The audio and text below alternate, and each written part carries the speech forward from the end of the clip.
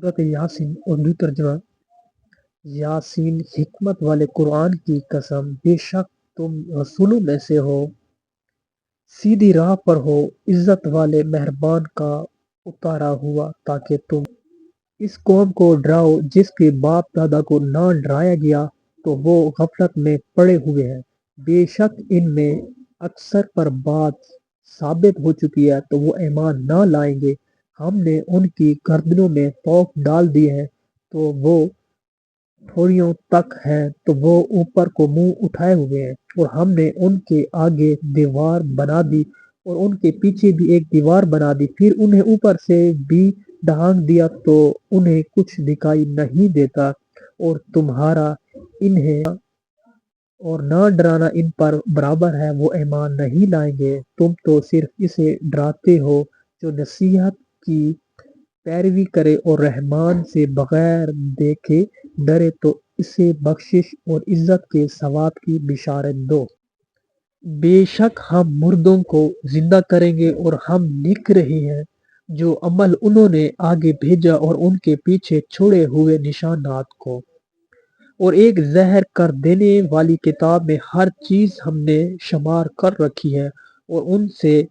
शहर वालों की मिसाल बयान करो जब उनके पास रसूल आए, जब हमने उनकी तरफ 2 रसूल भेजे, फिर उन्होंने उनको झुटलाया तो हमने तीसरे के ज़रिए मदद की तो सब ने कहा कि बेशक हम तुम्हारी तरफ भेजे गए हैं। लोगों ने कहा तुम तो हमारे जैसे आदमी हो और रहमान ने कोई चीज़ नहीं उतारी, तुम सिर्फ झूठ बोल रहे हो। रसूलों ने कहा हमारा रब जानता है कि बेशक ज़रूर हम तुम्हारी तरफ भेजे गए हैं और हमारे ज़िम्मा सिर्फ साफ साफ तबलीग कर देना ही है। लोगों ने कहा हम तुम्हें मनहूस समझते हैं, बेशक अगर तुम बाज ना आए तो ज़रूर हम तुम्हें संसार करेंगे और ज़रूर तुम्हें हमारी तरफ से दर्दनाक सजा पहुंचेगी। रसूलों ने फरमाया तुम्हारी नहुसत तो तुम्हारे साथ है, क्या अगर तुम्हें नसीहत की जाए तो तुम उसे बदशगुनी कहते और इनकार करते हो, बल्कि तुम हद से बढ़ने वाले लोग हो। और शहर के दूर के किनारे से एक मर्द दौड़ता हुआ आया। उसने कहा ए मेरी कौम, इन रसूलों की पैरवी करो, ऐसों की पैरवी करो जो तुमसे कोई मुआवजा नहीं मांगते और वो हिदायत याफ्ता है। और मुझे क्या है कि मैं इसकी इबादत ना करूं जिसने मुझे पैदा किया और उसी की तरफ तुम लौटाए जाओगे। क्या मैं अल्लाह के सिवा और मबूद न बना लूं कि अगर रहमान मुझे कोई नुकसान पहुंचाना चाहे तो उनकी सिफारिश मुझे कोई नफा ना दे और ना वो मुझे बचा सकेंगे। बेशक जब तू मैं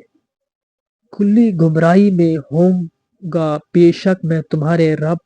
अल्लाह पर ईमान लाया तो तुम मेरी सुनो। उसने फरमाया क्या तू जन्नत में दाखिल हो जा।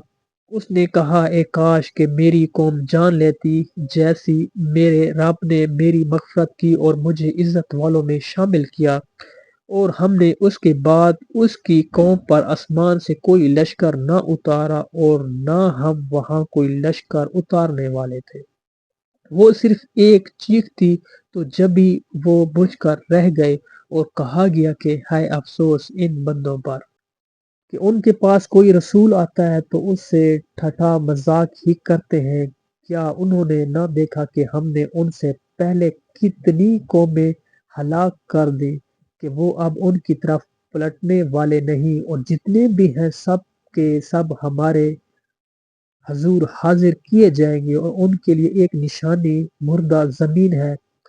हमने उसे जिंदा किया और उससे अनाज निकाला तो इसमें से वो खाते हैं, और हमने इसमें खजूरों और अंगूरों के बाग बनाए और हमने इसमें कुछ चश्मे बहाए ताकि लोग इसके फलों में से खाएं, और ये उनके हाथों ने नहीं बनाए तो क्या वो शुक्र अदा नहीं करेंगे। पाक है वो जिसने सब जोड़े बनाए जमीन की उगाई हुई चीजों से और लोगों से और इन चीजों से जिन्हें वो जानते भी नहीं है, और उनके लिए एक निशानी रात है, हम इस पर से दिन को खींच लेते हैं تو جبھی وہ اندھیروں میں رہ جاتے ہیں اور سورج اپنے ٹھہرنے کے وقت تک چلتا رہے گا۔ یہ زبردست علم والے کا مقرر کیا ہوا ہے، اور چاند کے لیے ہم نے منزلیں مقرر کی، یہاں تک کہ وہ کھجور کی پرانی شاخ جیسا ہو جاتا ہے۔ سورج کو لائق نہیں کہ چاند کو پکڑے، اور نہ رات دن پر سبقت لے جانے والی ہے، اور ہر ایک ایک دائرے میں تیر رہا ہے۔ اور ان کے لیے ایک نشانی یہ ہے کہ ہم نے ان کی نسلوں کو بھری ہوئی کشتی میں سوار کیا، اور ہم نے ان کے لیے ویسی ہی کشتیاں بنا دی جن پر سوار ہوتے ہیں، اور اگر ہم چاہیں تو انہیں ڈبو دیں، تو نہ کوئی ان کی فریاد کو پہنچنے والا ہو، اور نہ انہیں بچایا جائے مگر ہماری طرف سے رحمت، اور ایک وقت تک فائدہ اٹھانے کی مہلت ہو۔ اور جب ان سے فرمایا جاتا ہے ڈرو اس سے جو تمہارے سامنے ہے اور جو تمہارے پیچھے آنے والا ہے، اس امید پر کہ تم پر رحم کیا جائے، اور جب کبھی ان کے رب کی نشانیوں سے کوئی نشانی ان کے پاس آتی ہے تو وہ اس سے منہ پھیر لیتے ہیں۔ اور جب ان سے فرمایا جائے کہ اللہ کے دیے میں سے کچھ اس کی راہ میں خرچ کرو، تو کافر مسلمان کو کہتے ہیں کیا ہم اسے کھلائیں جسے اللہ چاہتا تو کھلا دیتا، تم تو کھلی گمراہی میں ہو۔ اور کہتے ہیں یہ وعدہ کب آئے گا، اگر تم سچے ہو تو بتاؤ، وہ صرف ایک چیخ کا انتظار کر رہے ہیں جو انہیں اس حالت میں پکڑ لے گی جب وہ دنیا کے جھگڑے میں پھنسے ہوئے ہوں گے، تو نہ وہ وصیت کر سکیں گے اور نہ ہی اپنے گھر والوں کی طرف پلٹ کر جا سکیں گے۔ اور سور میں پھونک ماری جائے گی تو اسی وقت وہ قبروں سے اپنے رب کی طرف دوڑتے چلے جائیں گے، کہیں گے ہائے ہماری خرابی، کس نے ہمیں ہماری نیند سے جگا دیا، یہ وہ ہے جس کا رحمان نے وعدہ کیا تھا